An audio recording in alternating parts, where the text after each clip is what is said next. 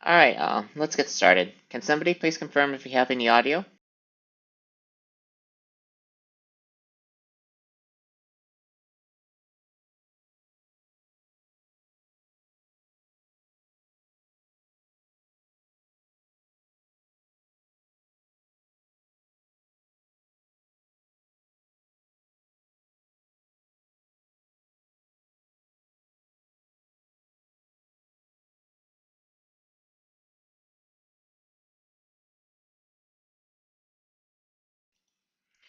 All right, that's a yes on audio. So hello everyone, my name is David Rock. I'm here at the University of Maryland in Baltimore, Maryland, and welcome to Cytometry in R. And the subject of today is we're going to look at how to write functions in R. So at this point, we are 9 weeks into the Cytometry in R course. This is the very last session of the Introduction to R and Introduction to Cytometry in R portion of the course. So over the last couple of months, we have gradually built out a foundation of basic R skills and explored some of the flow cytometry analysis infrastructure that we will continue to be using throughout the course. In the process, we have extensively used functions. So using the analogy we've been using in the course, i.e. these are the tools that are found within a toolbox, i.e. the R packages. And these functions allow us to carry out various useful tasks.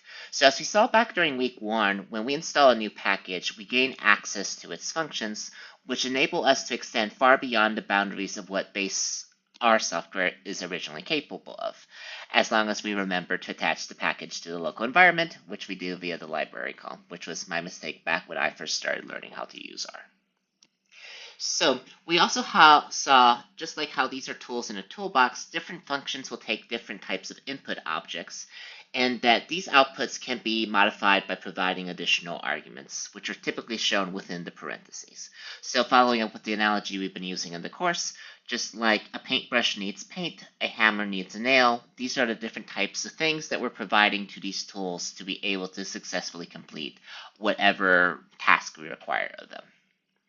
So while it is very much great that the R community as a whole has developed a small horde of useful functions that we are able to use, sometimes we don't yet have access to something when we need it. So today we're going to learn how to write our own functions, which will enable us to start exploring beyond the boundaries of what others have already done. In the process, we will learn a couple ways that we can iterate through vectors or lists, which will also serve to reduce the time that we have to spend copying and pasting the same code just to do minor modifications to it. And this will slowly but gradually we'll start learning an appreciation of what is functional programming, especially in the context of R. So for walkthrough, if you haven't yet done so, please remember to sync your local cytometry and R fork. I have updated just recently with the slide deck. I was running a little bit late this week. So once you have updated your local version, just go ahead and pull it in with Positron, and that should give you access to the data files that are present for this particular walkthrough. And once you have everything local on your own computer, just go ahead and copy and paste these in to a project repository of your own making. If you're following the course organization structure, it would be something along the lines of week 9. And my goal is right after this, I'll do the short walkthrough video to be able to document what do I mean by this process. I realize it's something that the people who've been attending in person are pretty familiar with, but it is a bit intimidating, especially for those who haven't seen the entire walkthrough in the past. So at the most basic level, what ends up making a function in R? So let's look at the simplest example I can provide. So this is an example of a function. And to create a function in R, basically what you're doing is you're running this particular line, function parentheses. And this output is then be assigning to a actual variable that you're defining. In this case, you're calling it my first function. The combination of these two things tells R that you are creating a function which will expect out inputs, will do stuff with the middle portion, and then give you an output. So as far as this is the initial setup that we see of creating a function, you also see these little curly brackets. And then within the curly brackets, all the code that will make up the function can be found. So in this case, I'm doing the simplest I could possibly do. I'm just doing a little message. So basically, anytime this function is run, it will just generate out this message to our console saying, always spin down your antibodies. So if we were to take this line of code and run it, it will will first happen just like any other line of code that we execute in R. It will go and become available to our local environment. So what this will look like is if we go to our right secondary sidebar on the right side of our screen and look under variables, we'll see there's a designated location that functions are stored in. So in this case, you can see we have now defined my first function, and there's a few additional things that are shown within this view. So once we have created and is present in our environment, we can then run/use it. So in the case of this first function that we have provided, there's no actual inputs or arguments that are needed because currently there's nothing present within the parentheses. Consequently, if we just run that line of code, we're just going to retrieve the output each and every time. And if we were to modify the message code line, we'd get different outputs each and every time. So seeing as this is already present in our environment, we can just go ahead and run this function by just providing the function name and the parentheses. And as you can see in R, we're getting back the readout, the message that's contained within the curly brackets. So always spin down your antibodies. So this is the simplest example of what a function is. Now, as we've seen throughout the course, as we've been using other people's functions, there's a different arguments that can be provided, which will end up modifying the output of the function itself. So how do they go about actually providing arguments to a function? So if this is our initial function, my first function, that just gives you the readout, let's see if there's a way we can modify the text that's being provided when this function gets run. So let's go ahead and modify this first initial function. Let's go ahead and create a new one. We'll call it my second function. And then within the parentheses that's right next to function, we're just going to provide an argument. Now, we can call the argument whatever we want to call it. In general, I recommend if you're creating a function, make the arguments pretty clear so it's pretty abundant what your intention is. But let's say we're just providing an argument name for now. We'll call it best fluorophore. And within the function itself, within these little curly brackets, let's see what's happening with our message. What you can see is our message, we're modifying the contents. We're putting a little comma after the parentheses, and then we're placing a place where we can get back the variable, the object that's being provided in the form of the argument. So in this case, if we create this function and then we're able to run it, we're going to get a return message that's basically going to say, unquestionably, the best fluorophore is, and that whatever argument we end up providing to the value best fluorophore is going to be repeated in the message at this stage. Let's go ahead and run that function just to make sure it's properly working, and then let's just go ahead and see what's happening. So as we can see, when we run the line of code, my second function, and we're providing the variable APC to the best fluorophore argument, we're seeing that modified message get printed out, and it's now saying unquestionably the best fluorophore is APC. So let's continue on our roll and see what happens if we can try to provide multiple arguments to our function. So how do we actually achieve this? So we saw for that first argument, we're basically placing it within the parentheses. For a second argument, we just need to add a comma after the first argument and then place the second argument name. And this is going to look something like this. So you can see we've modified our initial function. We're now on my third function being created. We're providing an argument for best fluorophore, and we're providing a space for an argument for worst fluorophore. And you can see we're modifying the section of code being returned. So within those little curly brackets, we now have two messages.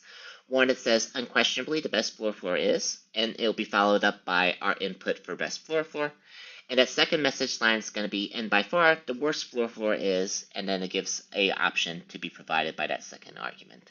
So once you have finished modifying a function, you just need to hit enter. This will refresh the function within your actual local R environment so that then it will be updated correctly when you go and run the function itself. So if we then proceed and run the function, in this case we're providing two arguments. Best fluorophore I'm going to say is APC. Worst fluorophore is purrr Sci 5.5. And you can see the little messages that get printed to our console are unquestionably the best fluorophore is APC, and by far the worst fluorophore is purrr Sci 5.5. If you disagree with me on either of these hot takes, you're welcome to open up a discussion and we can debate what is actually the worst purrr, which is actually the worst fluorophore that is known to us in the community.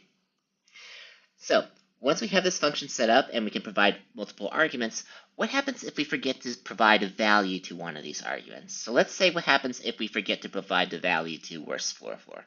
So in this case, we're running that third function, but we only provided a single argument, but we didn't include that second argument. And you can see what we're getting back is this little error saying argument worst floor floor is missing and there's no default. So part of this is how the function is actually structured. So the inputs are the only thing that go into a function. So the function is pretty much running self-contained. And if it doesn't have an input provided, it's not actually able to complete the line of code, which will then cause an error. So it's able to get through this first message without any issues. But then when it comes and tries to run the second message, it's not able to find any value provided for worst floor floor, which then triggers the actual erroring out. So, is there a way to be able to provide the arguments in a way that's not going to error out, but will provide an actual default? So, to provide an actual default argument, in case so you want to reduce the total number of things you have to provide every time you write a line of code, the way to provide a default is basically setting an argument equal to whatever you're interested in. So in this case, let's say I wanted to actually provide a default as the worst floor floor is equal to purrr 5.5. In this case, just remember this is a character string, so we need to include the quotation marks on each side. And sure enough, we just rerun this function, which had failed out previously when we didn't include worst floor floor in the actual line. But now when we run it, you can see it actually is able to print out, even though we only provided one argument in the form of ABC.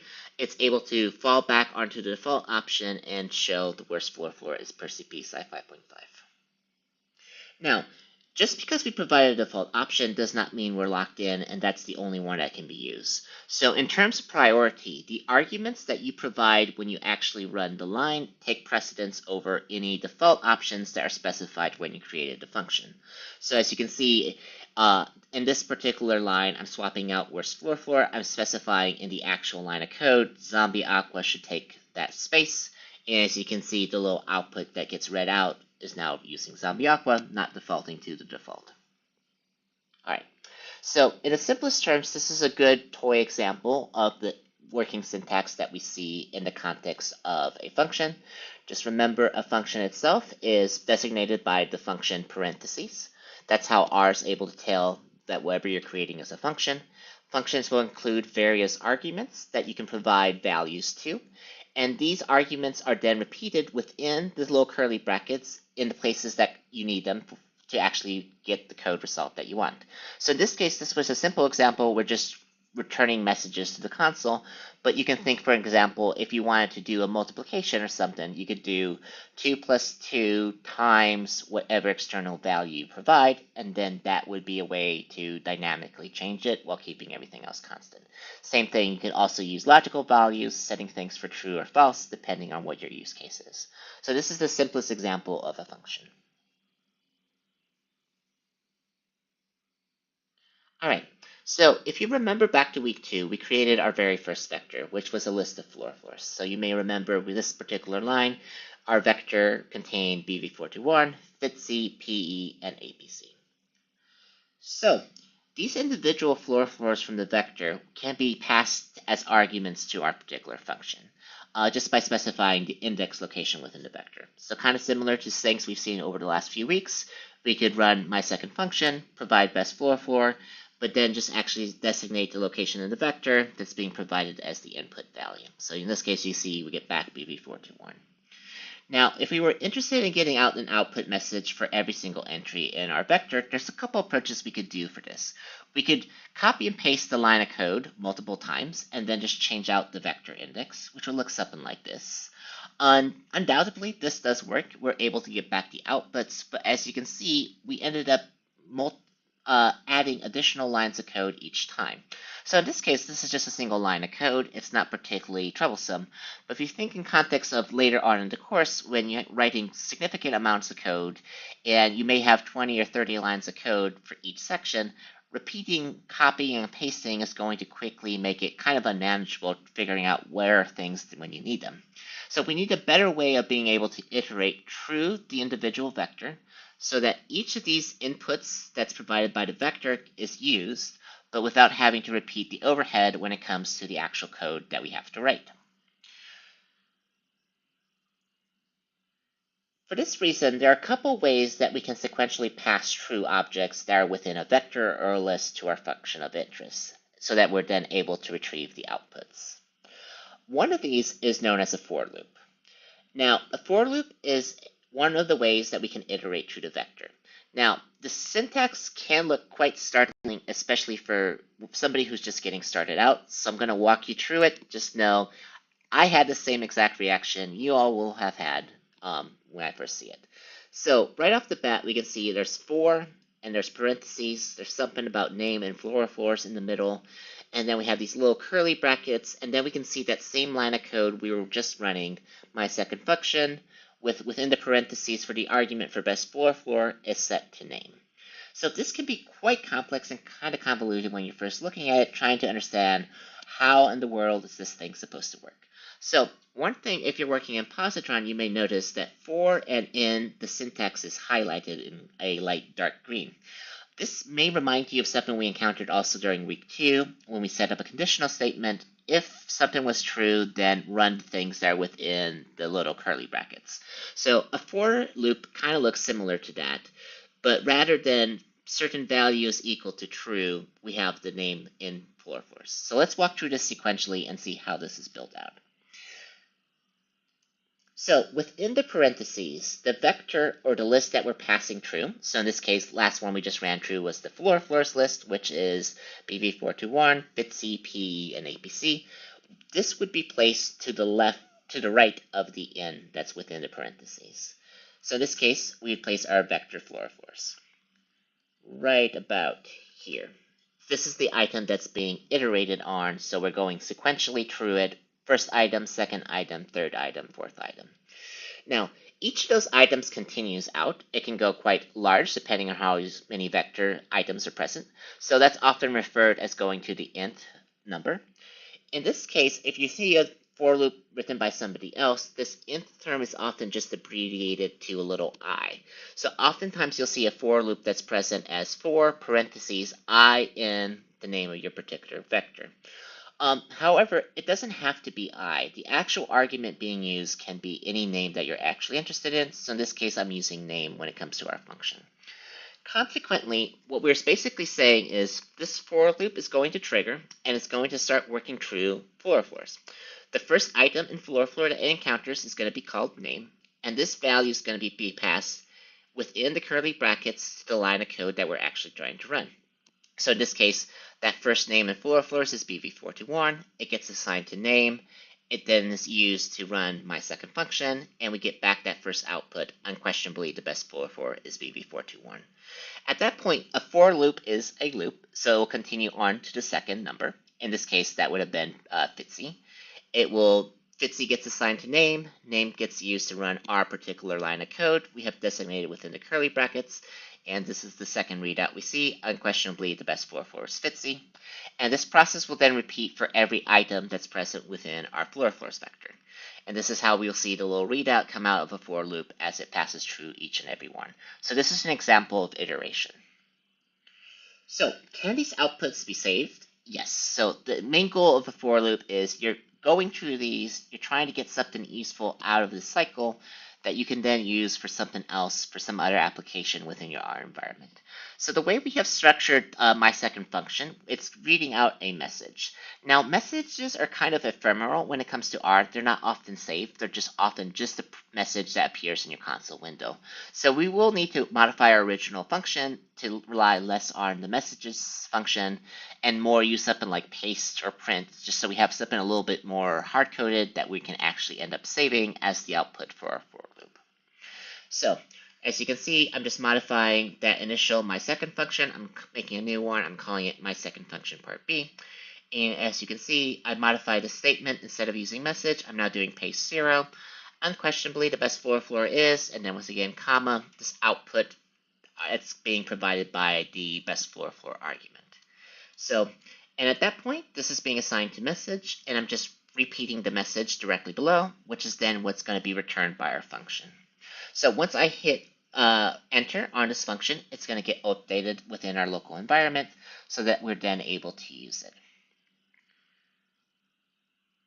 Now, we need to be able to actually save each of the items that's being returned by the for loop in a way that can be externalized so we have it available later.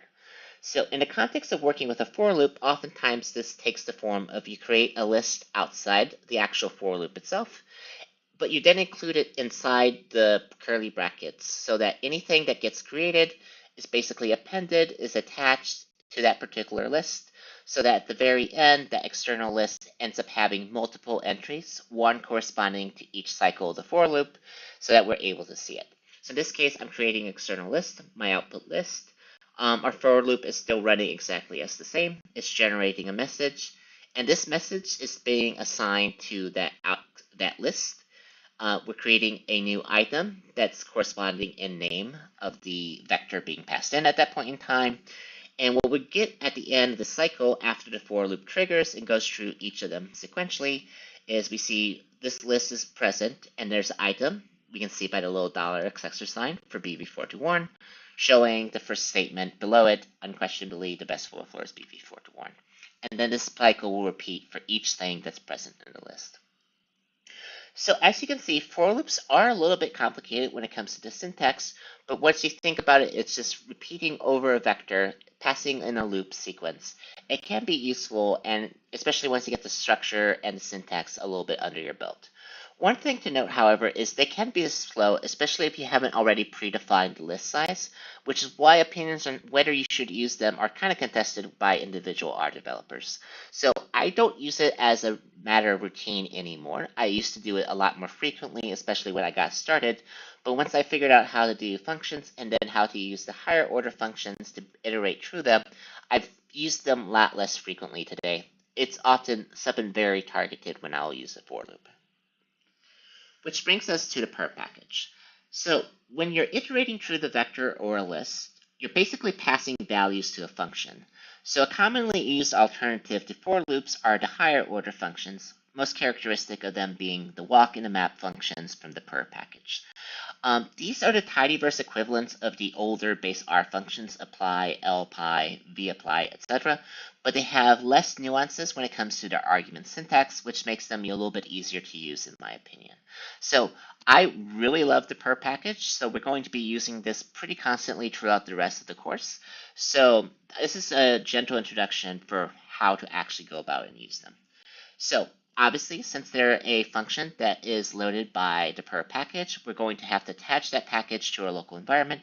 As we've seen throughout the course, we just need to call a library both for purrr, but since it's a tidyverse package, we might as well load in dplyr while we're at it. Now, the two functions, there's the walk function, which is more of a silent running in the background type, and then there's the map function, which is very much determined to produce an output that we can then use for later. So let's start with the more silent type. Let's look and see how actually walk is running, especially since we're working with messages right now for our practice function. So if you remember what the function looked like, the for loop looked like when we ran it for our vector, walk is much simpler. It's just a single line of code. Now, the way that we can use walk is basically within its parentheses, we're specifying two things. We're specifying our vector, which in the context of the purrr package is given always to the .x argument. The dot in front of the x is used to kind of help you differentiate what's being passed to the purrr package versus if one of your functions is also called x, we know who goes where. And then the actual function that's doing the job is passed off to the .f argument. So basically, if we think about it, what's happening in the context, we're going to be iterating through this vector. So the first item of floors is going to be the BV421. That gets assigned to the .x argument, and this .x argument then gets passed to my second function, which ends up iterating, and you see we get out the readout, unquestionably the best for is BV421, and then it will repeat for each item that's present within floors. So rather than having to set up a for loop, all you just have to remember is your vector always goes to .x, and the function that you want to run that particular vector with is the .f argument that you're providing. So as you can see, we go through the readout just like we saw for the last several, BV421, FITC, PE, and APC. Now, let's take a quick look and see what happens when we run map. So map works exactly in the same way. It passes through each item within the floor, and it passes it off to the .f argument. So we see the same kind of readouts we saw for walk, unquestionably, unquestionably, unquestionably, etc., etc. However, we also get several outputs that look more in a list format, and this is because our message is just going straight to the console, but map, unlike walk, always tries to save something. So there's nothing actually being saved within our function as we have it currently written. So it's being saved as null values, which basically stand for empty values being returned in the context of R. So you see for every item that's present within our vector, we're getting its item back in a list format from the map function. Now, if we modified what we're passing to the particular functions, let's say instead of using the original mySecond function, which was just a message, we used the modified one, mySecond function part B, that actually was using the paste function to build the actual character string. So if we run walk as it is, unlike what we would expect where we're getting actual values back, you see it's still happening in the background. Walk is not prioritizing saving the contents, it's just producing things quietly, which can be quite useful if you're just trying to run code in the background, but you don't actually want an object being returned. Vice versa, if we look at how this happens in the context of map, you can see that now that we have a function that's not returning something that's just a message, each of these items is actually no longer null. It's being assigned to an actual list that's being created that has the individual entries corresponding to the vector that's being run. And we'll continue to explore how and when to use walk versus map throughout the course. So this is just a general overview of what each is doing and how they differ in terms of their syntax versus a for loop. And let me take a sip of my coffee. So we now have some background on general function structure and a brief introduction to iteration in the context of both for loops and higher order functions.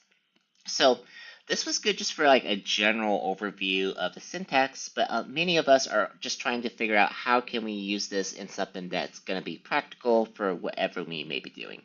And for those of us who are active at the lab bench, can it be practical and also help reduce the total amount of time we have to be on our feet, or total amount of time we have to be pipetting or writing out calculations by hand? So the data set that I have provided today is made up of cell count.fcs files. So my thesis lab worked extensively with cryopreserved cord blood mononuclear specimens. Cord blood is particularly sticky and also has large fractions of CD45 negative cells that look very similar to our cells of interest, the CD45 positive fraction, under a microscope, which means we can't actually count and evaluate the cell concentration using a microscope and a hemocytometer. Since I was primarily interested in T cells and I wanted to make sure I was resting or stimulating the cells using the same kind of concentrations, we had to devise a way of basically being able to do a small stain for any specimen we thawed, and then based on the CD45 positive fraction that we ended up getting, derive out the actual concentration of cells using our old friend from math class, C1V1 is equal to C2V2. So that we could then resuspend the appropriate amount of R10 media for our different experiments. Now, to do this, the experimental details basically is it was 5 microliters of cells, they were stained for 7 minutes, it was a small fluorophore cocktail, we used CD45 APC, CD19 Pacific Blue, CD14 for PE. So after the 7 minutes were up, I resuspended in 500 microliters, so 1 to 100 dilution, and then we just rapidly acquired them on our course for laser Cytometry Aurora, setting the stop for each of these individual FCS files at 5,000 events were reached, or more or less. I also ended up changing at one point for volume. Now, if you remember back to week 3, we saw that when we were exploring inside the FCS file that there's actually a keyword description list that's also present with all the underlying data, and that within the Cytometry Aurora instrument, at least, there's a volume keyword that denotes what was the acquired volume throughout the start and finish time for that FCS file.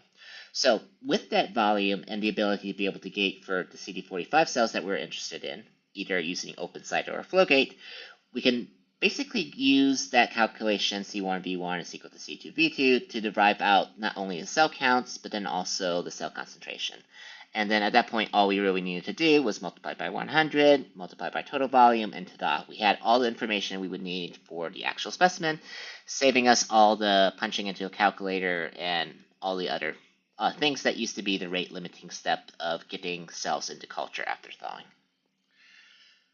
So, after having done all that for several years by hand, when I finally had the aha, it clicks moment for R, this was one of my first early targets when it came to building a function, just so I could get those reports generated relatively quickly and shorten what was already a pretty lengthy experiment day. And as it currently stands for my current panels, I have this fully automated. It's using OpenCyto for the gating in the background. It goes several steps further, where basically it tells me what my resuspension should be for each corresponding specimen, how many tubes I should generate, etc. But that's not our focus of today. The focus of today is going to be very much just how do we derive concentration from this internal keyword that's present in the FCS files. So, since all this already is occurring at the level of function, I think this is a good one to sequentially walk through, just to show some of the process that happens in the background when you're building your own function, so that we can go from beyond just the simple examples that we saw earlier in the course, earlier today, but still show enough actual development and progress so that it will be challenging, but that you won't be insurmountable as you start trying to do these on your own over the next several weeks. Now, granted, it still may turn out to be too much too quickly, which is why I call this session It's Raining Functions, because in the end, it could also turn out that this was a mistake and it feels like a torrential downpour for everyone. However, just know I also would have been in those same exact shoes. When I first encountered a function, I didn't know how to write it. I didn't know how to iterate. A lot of this is not necessarily easy. It's definitely highly useful, which is why I'm bringing it a little bit earlier in the course than you would have encountered it in other times. And with that, let's go ahead and brave the rain. So if it rains monkeys, let it rain monkeys. Alright, let's do some planning. So anytime you're building your own function, you want to make sure you have an initial idea of what your inputs are going to be, what you're trying to do, and what kind of outputs you expect to get. So our initial idea is basically we can run our gating set, and for each FCS file that's present, we can retrieve the keyword for volume. Based on a gate, we can get the count for our cell population of interest, and we can then calculate out the concentration and return it in some tidy manner that can actually be used. So, as we are thinking about this, we have identified three main areas that we're going to need to do. We're going to need to place everything within a gating set. We're going to need to find the code that we saw a few weeks ago when it came to retrieving the keywords. And we also need to make sure that our gating set has the gates for whatever population that we may be interested in. So let's go ahead and tackle these in turn and reuse the code that we have encountered over the last several weeks. If you're working on your own, separately outside of the course, this may require opening up your Cytometry in R folder, navigating to each week, pulling up the index file, scrolling until you find the corresponding section, or vice versa if you're working off the website, checking on the website itself. So, just like we do for any other project, we need to go ahead and load in any libraries that we're going to be using extensively throughout our troubleshooting process. So often this will take the form of the dplyr package or the purrr package, but then also our regulars when it comes to the bioconductor cytometry pipelines, flow workspace, flowgate, ggcyto, as well as ggplot from CRAN. All right, and this is where it gets very similar to what we've been doing for the last several weeks since week 5 when we first learned about gating sets. We need to go ahead and load in our FCS files. So if you're keeping the same data organization scheme for your particular project folder, we're loading them in from the data folder. We're using list.files to identify anything that matches the pattern.fcs and keeping full.names equals true. So we have that full file path from our working directory to our FCS files of interest. And once that's done, we're just using flow workspace. We're loading those files that we have identified into a cytoset before passing it on to a gating set that can then be utilized. All right, so in the context of this particular fluorophore panel, for the data set that I provided, only 3 antibodies were added. Since the goal was very much quickly get this done so that we can resuspend the cells correctly, the spectral flow cytometry files were never actually unmixed, so they're still showing up in a raw.fcs format.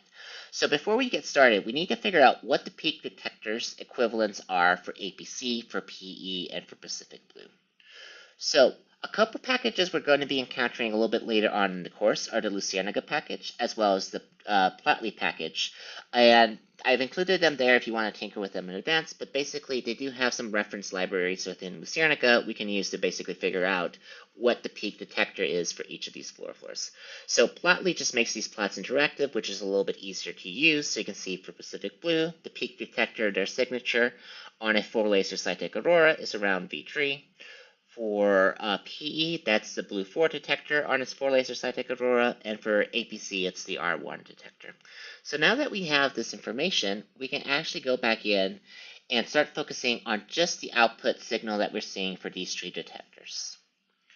Now, since scale can vary quite dramatically for individual fluorophores, I would say let's go ahead and still try to transform it just so things are a little bit more consistent for this example.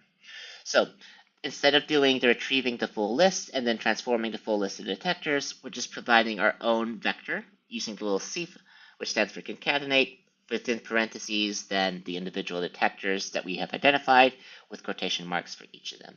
And then we're just reusing the same settings we tried last time. I didn't double check, so they may be a little bit off, but they should be good enough for our initial walkthrough of what we're trying to do. And as you can see, these cell count FCS files are a total of 9. They're relatively small files, so this is why they're all included. And we can, of course, do a quick plot check just to make sure the transformations look reasonable. So in this case, we're just basically using ggcyto. We've specified we want to see the root because there's no gates drawn at this point. And then to the aesthetics argument, we're saying plot V3 by R1, and we see they look to be, at least we can see where positive and negative starts and ends. And similar story when it comes to the blue 4, and especially it's a good resolution when it comes to the R1, which would have been the CD14 channel. So with that done, let's go ahead and add some gates so that we're able to separate out the CD45 positive cells, which was the main goal for the actual experiment itself when we're setting things up for rest. But then also out of curiosity, let's also check to see how the CD14 positive, which would be mainly monocytes, the CD19, which would be the B cells, or the CD14 negative, CD19 negative, which in the context of cord blood would be about 50-50 split between T cells and NK cells. So for my own script that I run in the context of my own experiments, I have this fully automated using OpenCyto, which is better able to handle some of the variability we encounter specimen to specimen, especially when using those gate constraints like we saw last week.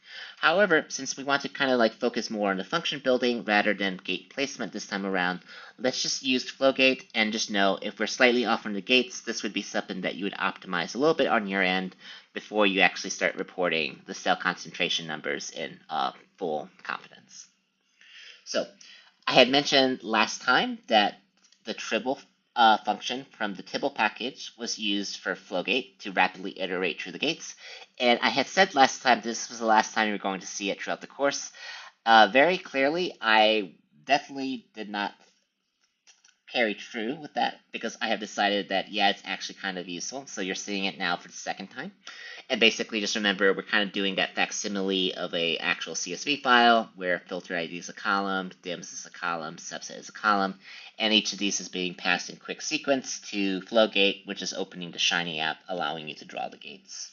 So just like you may have remembered from last week, we run the line of code, and we're going to start seeing the little Shiny app pop up, and then we can draw our gate around CD45. Remember, cord blood is particularly gunky, so there's a pretty large debris field over here, just a lot of red blood cells, it's also cryopreserved, so there's a bunch of cells that are dying. So you can kind of see these monocytes are not in too hot shape, they're starting to drift down. So for how I was doing this particular cell thing, I'm just focusing on CD45, healthy lymphocytes, and healthy monocytes. Once that CD45 gate is drawn on the brightest, we can then proceed to draw the other gates that are below it. I can know this is clipping a little bit on the plot, the CD19, so the B cells appear down here. And for the monocytes, it's just upper cloud here for the side scatter on Y, and then vice versa. The T and the NK cells are these double negative cells back here for the respective marker ligands. And with that, we can just go ahead and double check to make sure our plots did successfully generate. Let's see. There we go. We end up getting a gating set back that looks something like this, where we have our CD45 cells of interest, and then the tree prospecting concentration for the different cell populations below them. And if we are double checking our flow gates, which is always recommended, as of the moment, the only function we have to do this is the autoplot function. As we've mentioned, it's kind of generalized. It doesn't always plot correctly. It doesn't visualize things in the nicest format, but it's a good initial check. So let's go ahead and double check. As you can see, even though we had gated this in the Shiny app and we are confident about the placement, the hex bin argument that's chosen by default is not quite working out well, and there's always this little bit of extra white space that's always present for autoplot, which can be quite annoying if you want to actually be able to evaluate across the board. So we'll learn some better alternatives as we move throughout the course of how to visualize things in parallel to make this job a little bit easier. And with that, let's go ahead and start building out our cell concentration function. So just like we saw, we're starting from the very beginning. We're just telling R we want to create a new function using function parentheses and curly brackets. Currently, no lines of code are being evaluated within those curly brackets, so we're just setting up basically an empty function, which we're providing the name cell concentration to. As you can see, when we run this line of code, this now appears within our variables tab in our right secondary sidebar. This is now the function that has been defined. And we can actually start figuring out, okay, sequentially as we gave our game plan, how do we get in and provide a gating set, and then iterate through the individual FCS files to retrieve out the keyword of interest, specifically volume for the time being.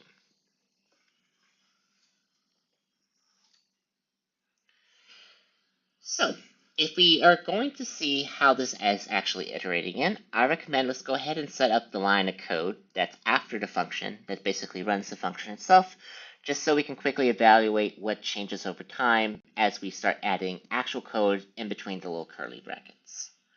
So, our goal is to be able to iterate through each of these individual specimens. So if we check the P data, which is the way to check the metadata, we can see that these are the individual specimens that we're going to be passing through. As we look at this, basically we need to pass from that big assembled gating set that has all the transformations and all the actual gates for all 9 specimens. We're going to need to have the map function iterate through and just grab individual one of those FCS files. So if you think about the easiest way of just being able to designate an argument that's correspond to the individual FCS files, let's just go ahead and use X as our stand-in for that argument for now.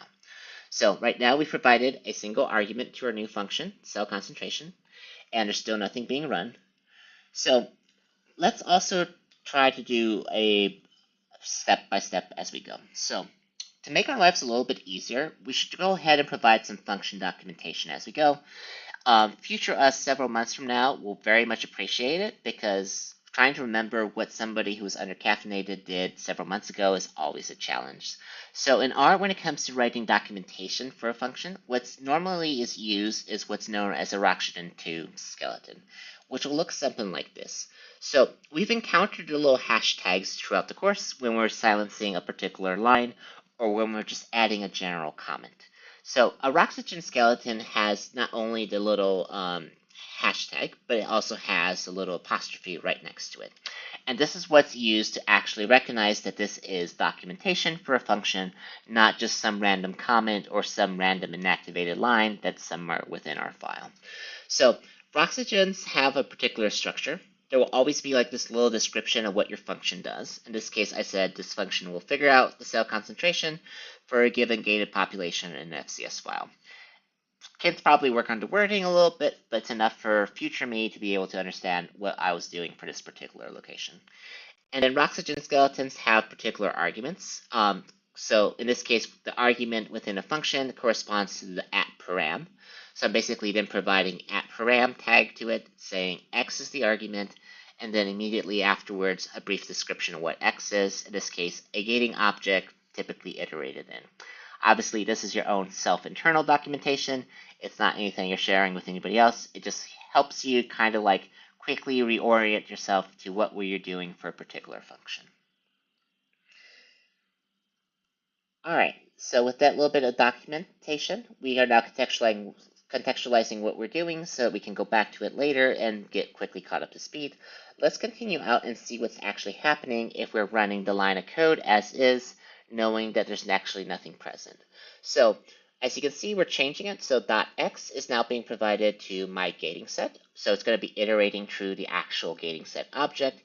each of these individual FCS files is going to be passed to our designated function, in this case to the .f argument, which we have provided our function name cell concentration to.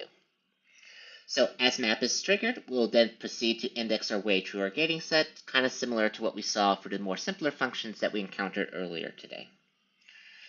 Now, if you think of what's actually happening when it's iterating, it's kind of the equivalent of adding the little double square brackets around a particular index value. So as you can see, when we do this to my gating set, we get back the individual specimen and we get back the value gating hierarchy. So gating set is plural, gating hierarchy is kind of like the individual unit that makes up each of those. So this is kind of like just telling you that yes, we did successfully subset down to the actual object of interest in a context of flow workspace. And you can see that iterates out as we change the value index in the middle. So basically, we want to be able to run lines of code within our function that would be taking the same kind of equivalent value from our gating set to be able to actually derive out the volume, concentration, etc. So let's turn back to an old friend, specifically the class function that we've been encountering throughout, place it within the function that we're creating, and then pass the entire gating set through the map just to make sure we're actually getting back the values that we expect. So as you can see, I have only changed the code that's within the curly brackets. The argument x is now being passed to class, so we're going to get the actual class type object being read out. And then when we run map on our gating set being passed through cell concentration, we now get the tree outputs that we're showing right now. It will probably go down all the way. Let me make sure I'm clicking on the right location. If you scroll down, we can see, yeah, it goes down all the way for each single element in our gating set. So we are successfully being able to iterate through our gating set at this point. So the x argument is actually doing what we expect it to be doing.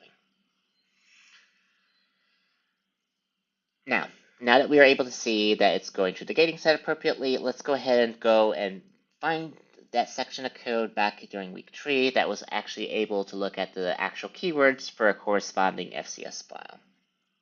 So if we go back, we can find that yes, that section of line of code that we're interested in is keyword. Now if we proceed to run it, just by modifying it out, you see we're getting back the huge list of keywords, which is very much unwieldy. It was about 300, 600, depending on what size of file we had. So quite unwieldy. Do not recommend just trying to print each of these for all 9 of our FCS files. However, if you remember from our searches, there was particular keywords that we were particularly interested in. One of those was volume. So because keywords is a list, we can use the little $ for the accession, and then we're just providing the actual keyword. As you remember, there's $ that are present within some of these keywords, so that's a special character, which requires us to include the little backtick marks around it, just so that R doesn't treat it as an actual command. So if we've modified our function, now we're saying pass the argument x to the keyword function, retrieve the values, and then subset down, only giving us back the volume keyword, which is being assigned to volume. And because that's the last thing specified within our function, that's the value that's going to be passed back by cell concentration. At which point, if we're iterating and we're just looking at the very first item, we can see we're getting back a volume of 30.99. I believe on a Cytec Aurora, this corresponds to microliters. So we're able to successfully get out the volume measurement from this first item in our gating set. Now, there was a lot of different keywords, and some of them may be useful, some of them may not be. So here's a few examples of something that we may be needing later on. So obviously we're going through multiple FCS files, so having the date that each of these files was acquired could be useful to have. The instrument serial number is important in our core because we have multiple Auroras, so if we're trying to troubleshoot anything, knowing on which instrument it was acquired can be particularly helpful. Total file events, the TOT keyword, is not particularly useful in our case. It corresponds to all events, regardless if they're debris, if they're doublets, if they're not our population of interest, but let's include it for now. Specimen, specifically that GUID ID, stands for the actual file name, so that's what we can use.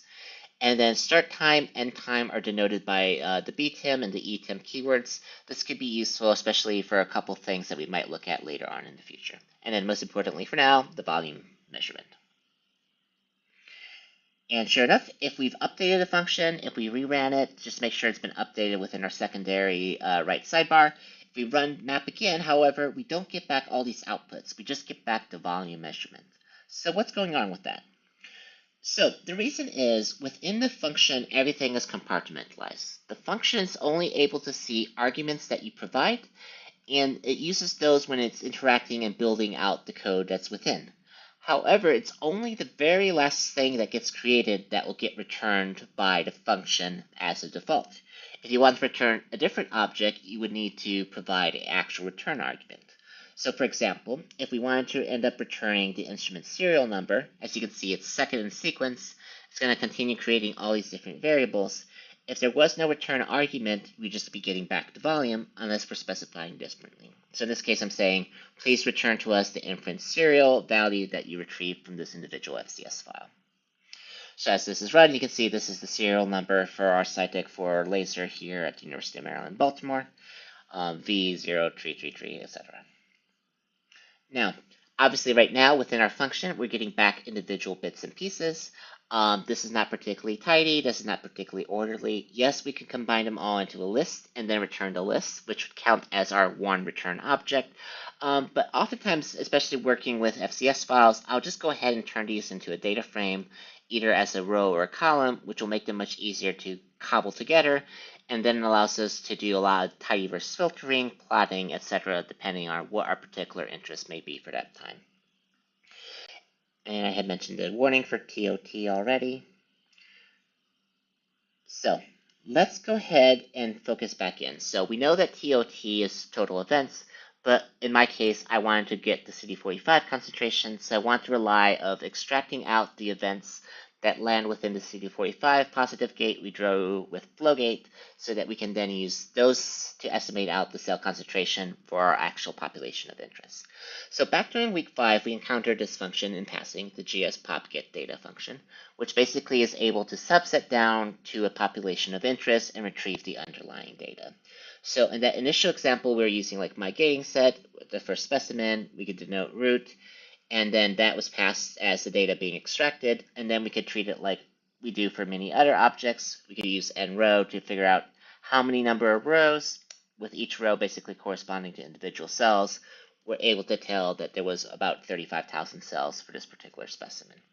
Now, this takes in an argument specifically for the gate that's being used, which root is the default, but we could easily modify this to provide CD45 as the gate name, in which case we'd see something that looks roughly like this, where we're returning back about 3,000 cells, more or less.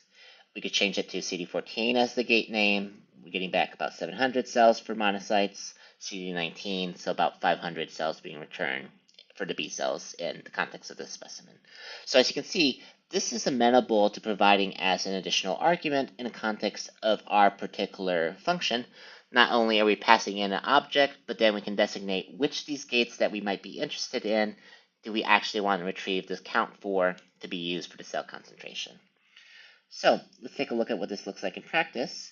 So we have started our cell concentration function. We have added a new argument in the form of subset. And as you can see, I have updated the documentation providing another @param line, the name of the argument subset, and a little bit of description about what it does. And then down here, we're just modifying that existing line of code that we've encountered in the other lesson. GSPopGetData, it's being passed in the first argument, which is the iterated in gating set object. And then we're specifying the gate itself as a subset variable. So we could say CD45, CD19, whatever the case may be. This subsets out the data that we're interested in. And then we're running nrow to get the actual number of cells. That's getting applied to the value cells, which is what we end up returning within the return parentheses. So when this is done, we end up with a situation that, did I get the value back from that one? Scroll down, can't scroll down for it here. Okay, so that will return us our cell count, but there's a couple of things that we should also just go ahead and check. So as a general thing to be aware of is that keywords that are coming back from FCS files tend to be by default character values. So you may look like they're numeric, but if you actually check class or str, they'll show up as type being character. So oftentimes it's just good to go ahead and convert anything that looks like a number set it as as.numeric to basically just convert it back over to numeric type. If it's already numeric, it's not going to change anything. That way you can be certain. So in this case, you can see I'm modifying the existing lines of code. I'm providing volume. Once I've extracted out volume, I'm just passing it to as numeric function just to make sure it's properly numeric before I'm trying to do any calculations. Now, if we remember back, the formula for concentrations, as we were trying to derive it, is C1V1 is equal to C2V2. So we can, now having volume and now having the actual cell count, we can try to start figuring out how to get at the concentration. And as you can see down here, basically I'm writing out another line of code in R, where our values that's being calculated out as cells is multiplied by 1000 and then divided by the total volume as far as recorded in the keyword metadata. One thing to note, this value we got back from events in the gate is actually still in a list format. So to break it out of a list, so it's just the actual number, I'm having to do the double brackets one. So always double check to make sure if it's in a list, because if it's a list, it's not going to let you directly start plugging and playing when it comes to a math calculation. And with this done, we are now able to successfully retrieve an initial cell concentration. We haven't yet done the dilution multiplier, but let's just quickly check to make sure it's working properly. So if we rerun map, iterating through our gating set, passing those individual FCS files to cell concentration, and subsetting for the CD19 gated cells, we can see these are the individual concentrations that are being retrieved for each of these respective FCS files based on our setup process. However, we still need to go ahead and account for that I had diluted the original aliquot from 5 microliters into 500 microliters, so 1 to 100. So we'll need to add a dilution multiplier. Oftentimes this is easy to do as an additional argument, just because if I'm diluting 1 to 100 doesn't mean everybody will be diluting 1 to 100. So having the ability to change this without having to rewrite the function entirely is always quite useful to do. So as you can see, right after we figure out the concentration, I'm basically timesing it by our dilution multiplier argument and returning the updated concentration. This starts looking a lot more similar to what I actually would need. In the context of my own workflow, I'm taking these values and using them downstream, so I'm not actually going to format this into a scientific notation at this stage, but you can also do so if you're trying to get this more of a quick glance appeal of what's actually happening. So with this calculated, we still have all those little individual bits and pieces of metadata present. As you know, we can only return one object from a function at a time.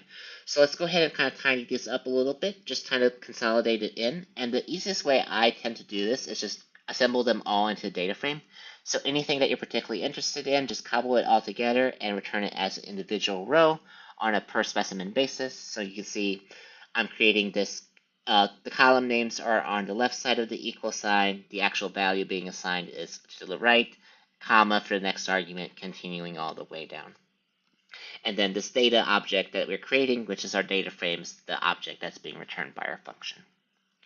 So in practice, it's returning an individual row. So you can see this console window is kind of constricted, so everything's appearing in a single line.